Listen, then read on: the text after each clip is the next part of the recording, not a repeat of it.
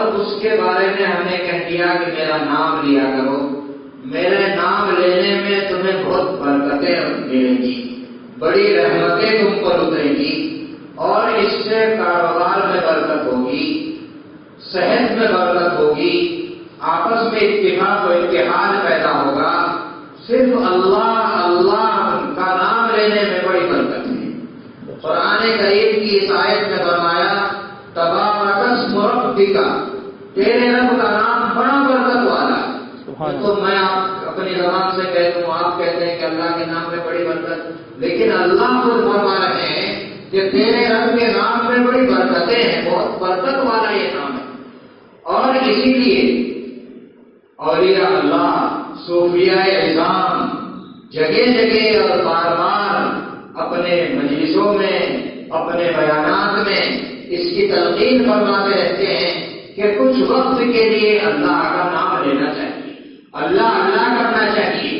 قرآن کریم میں دوسری جگہ ارشاد فرمایا یا ایھا الذین آمنوا اذکروا اللہ ذکرا کثیرا، اے ایمان والو اللہ کو خوب یاد کرو، وسبحوہ بکرۃ وأصیلا، اور صبح شام اس کی تسبیح پڑھا کرو، اس کی پاکی بیان کیا کرو، وَلَذِكْرُ اللَّهِ أَكْبَرُ، اور اللہ کا ذکر بہت بڑی دولت ہے۔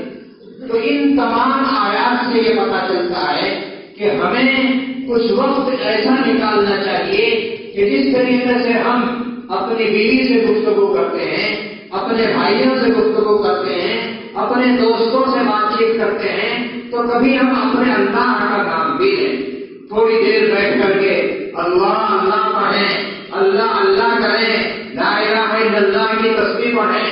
ابھی عصر کی نماز کے بعد تسبیح پڑھی گئی، سبحان اللہ پڑھا جاتا ہے، الحمدللہ پڑھا جاتا ہے، اللہ اکبر پڑھا جاتا ہے۔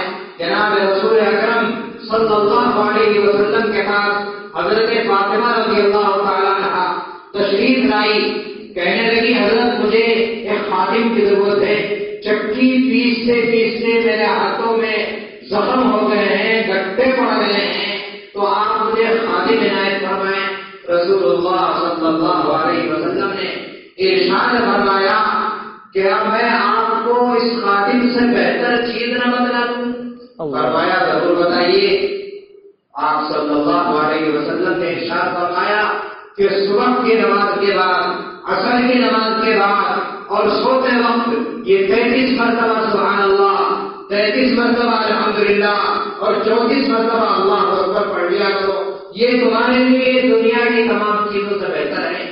تو جگہ جگہ اللہ تبارک و تعالیٰ نے اور اللہ کے رسول صلی اللہ علیہ وسلم نے اللہ کا نام لینے کی تلقین فرمائی۔ خود قرآن کیا کہہ رہا ہے؟ تبارک اسم ربک، تیرے رب کا نام بڑا بابرکت ہے، برکتوں والا ہے۔ حضرت خواجہ ابوالحسن خرمانی رحمۃ اللہ علیہ ایک موقع پر بیان فرما رہے تھے اور اللہ اللہ کرنے کی تاثیر بیان کر رہے تھے، اس کا اثر بیان کر رہے تھے کہ اس میں بڑی برکتیں ہیں، اس میں بہت اثر ہے۔ تو ایک عقل مند آدمی خواجہ ابو علی سینا رحمۃ اللہ علیہ جو بڑے اونچے درجے کے حکیم، لیکن حکیم کا ذہن صرف عقل کی باتوں پر چلتا ہے، دنیا کی باتوں پر چلتا ہے، یہ روحانی باتیں اس کے دل پر اثر نہیں کرتی۔ تو وہ کہنے لگے کہ میری سمجھ میں نہیں آتا کہ اللہ اللہ میں کیا اثر ہے، میری سمجھ میں نہیں آتا کہ اللہ اللہ کرنے میں کیا اثر ہے، کیا اس سے برکت ہوگی۔ تو حضرت خواجہ ابوالحسن خرمانی رحمۃ اللہ علیہ کو غصہ آ گیا، جلال آ گیا، اور انہوں نے جلال میں کہا اور کہے تجھے کیا معلوم ہے، اور کہے تو کیا جانتا ہے۔ اب اتنے بڑے مجمع میں ابو علی سینا جیسے حکیم آدمی کو گدھا کہہ دیا گیا، وہ تو پانی پانی ہو گیا، پریشان ہو گیا۔ اب تھوڑی دیر میں دیکھا کہ اس کے ماتھے سے بھی، پریشانی سے بھی پسینہ نکل رہا ہے، بدن سے پسینہ جاری ہے۔ تو بدل سے خواجہ ابوالحسن خرمانی نے فرمایا آپ بدلائیے بھائی، کیا بات ہے، کیوں پسینہ پسینہ ہو رہے ہو؟ کہ حضرت آپ نے مجھے اتنے بڑے مجمع میں میری شرمندگی کر دی، مجھے پشیمان کر دیا، مجھے بتا کے دیا کہ بس یہ تیری بات کا جواب ہے۔ لفظ گدھا کہنے سے اتنا اثر پیدا ہو گیا کہ پسینہ پسینہ ہو گیا ہے انسان، تو اللہ اللہ کہنے میں کچھ اثر نہیں۔ اللہ اللہ اللہ اللہ کہنے میں کتنا اثر ہوگا. اس لیے اللہ اللہ کہا کرو, اللہ اللہ کا نام لیا کرو, اس سے تمہاری زندگی میں برکتیں آئیں گی. اور برکتوں کا ظہور ہوا. اس اللہ اللہ کہنے سے بہت سے لوگ ایمان میں داخل ہو گئے. ماشاء اللہ. تاتاریوں کا واقعہ آپ نے سنا ہوگا. بغداد میں ایک قوم نکلی تھی, مسلمان تھے بغداد میں, مگر ایک قوم تاتاری نکلی اور وہ بڑی ظالم قوم تھی, بڑی جفا کرنے والی, ظلم و ستم کرنے والی قوم تھی. مسلمانوں کو جہاں دیکھتی تھی وہیں قتل کر دیا کرتی تھی. تاریخ میں لکھا کہ ایک دن میں انہوں نے 2 لاکھ مسلمان دکھا کیے. اتنا بڑا انہوں نے حملہ کیا مسلمانوں کے اوپر, جگہ جگہ پھیل گئے. یاجوج ماجوج کی طرح تاتاری آ گئے. اب مسلمانوں کی یہ کیفیت ہو گئی کہ پریشان, ان کے نام سے پریشان, دہشت میں مبتلا.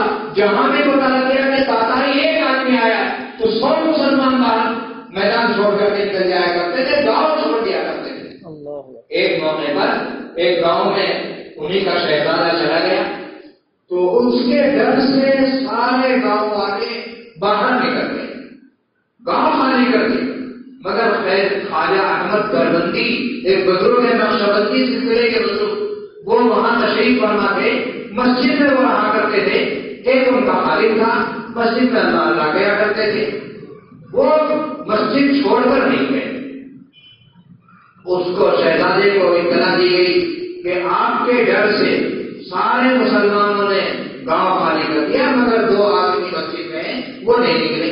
یہ ان کو ہتھکڑیاں ڈال کر کے, زنجیریں ڈال کر کے, قید کر کے میرے پاس لے آؤ. تو خواجہ احمد دربندی رحمۃ اللہ علیہ کو گرفتار کر کے لایا گیا, ان کے خادم کو گرفتار کر کے لایا گیا. اور یہاں آ کر کے ان سے پوچھا شہزادے نے تم کیوں نہیں گئے؟ تو انہوں نے بہت اپنی جلالی انداز میں کہا ہم اللہ اللہ کرتے ہیں, ہم اللہ اللہ کے ماننے والے ہیں. بس یہ کہنا تھا کہ ان کے ہاتھوں سے جو زنجیریں ٹوٹ گئی, ہتھکڑیاں ٹوٹ گئی, یہ کہنے کا اثر ہے, یہ اللہ اللہ کہنے کا اثر ہے. انہوں نے اللہ اللہ کہہ کر کے اپنی زبان میں اتنی تاثیر پیدا کر دی کہ جب سے اللہ بولتے ہیں تو ہتھکڑیاں ٹوٹ گئی. سبحان اللہ سبحان اللہ. جب انہوں نے دیکھا, شہزادے نے دیکھا کہ ان کی تو حالت یہ عجیب ہے, یہ تو لفظ اللہ کے نام سے اتنی طاقت میں آ جاتے ہیں کہ ہتھکڑیاں ٹوٹی جا رہی ہیں, تو وہ ان کے غلام بن گئے. شہزادہ ان کا غلام بن گیا اور کہا کہ آپ کو کوئی ٹچ نہیں کرے گا, آپ یہیں رہیں اور میں آپ کی خبرگیری کروں گا. کچھ دنوں کے بعد وہ شہزادہ حضرت کے ہاتھ پر مسلمان ہوا اور اس کی وجہ سے پھر اس کی ساری قوم مسلمان ہوئی, اور پھر اس کی وجہ سے پھر اس ایمانی اور اسلامی ماحول بغداد میں پیدا ہو گیا.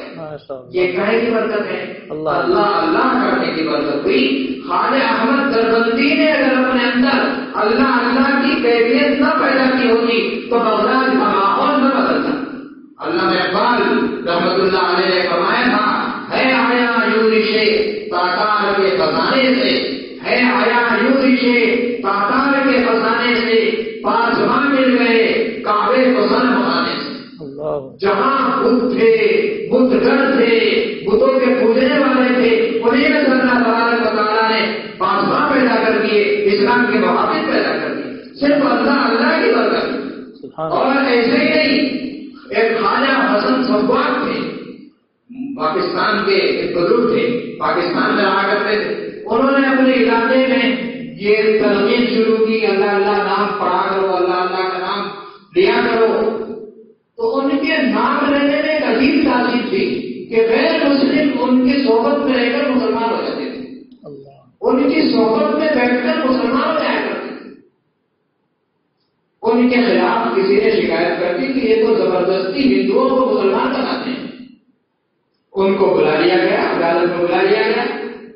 انہوں نے پوچھا مجھے یہاں کیوں بلایا گیا کہ آپ کے خلاف یہ مقدمہ ہے کہ آپ ہندوؤں کو زبردستی مسلمان بناتے ہیں. نہیں, میں تو کسی کو نہیں کہتا, میں تو کسی کو نہیں کہتا. وہاں 4-5 ہندو کھڑے ہوئے تھے, ایک آدمی کی طرف متوجہ ہو کر کہا اللہ, وہ مسلمان ہو گیا. دوسرے آدمی کی طرف متوجہ ہو کر کہا اللہ, وہ مسلمان ہو گیا. تیسرے آدمی کی طرف متوجہ ہو کر کہا اللہ, وہ مسلمان ہو گیا. چوتھے آدمی کی طرف متوجہ ہو کر کہا اللہ,